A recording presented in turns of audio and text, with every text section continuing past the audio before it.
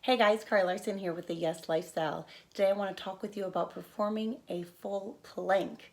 In addition to doing a full plank, I'm going to talk about variations to make it a little simpler, as well as options you can do for wrist or toes and anything else you might think of. I'm going to try to throw some things in here so you can all find something that works for you. Let's get started.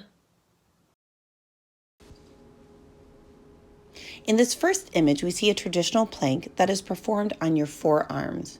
For individuals with wrist or hand sensitivity, this takes that out of the equation.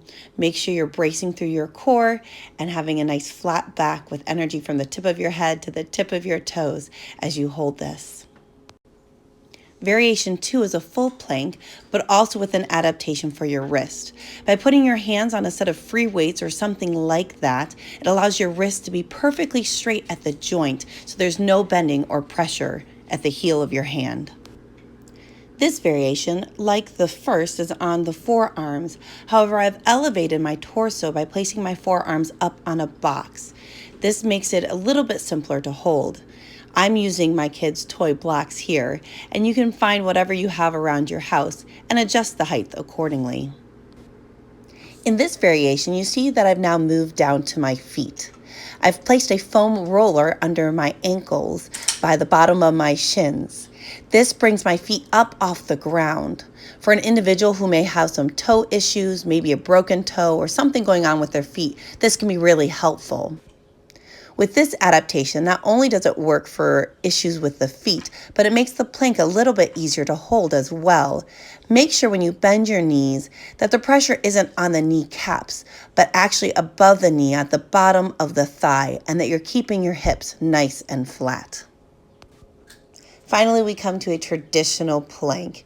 Here you want to have a nice straight body, straight hips, straight back, energy from the tip of your head to the tip of your toes. A key here for your hands and your wrist is make sure you spread your body weight throughout the entire palm, every pad of your fingertips and your hand as well. Finally, a plank with some adaptations to make it more challenging. Here I've taken my weights and I'm doing a row. This is called a renegade row, and it's a really fun option to alternate lifting one arm and then the other while trying to keep your body as stable as possible. You can also add in shoulder taps, just bringing one hand and touching the opposite shoulder, or single leg lifts, alternating one leg up and then the other. So many options here to make it more challenging and fun for you. Just want to thank you for joining me, Carly Larson, with the Yes Lifestyle, where we say yes to movement and yes to a happier, healthier you.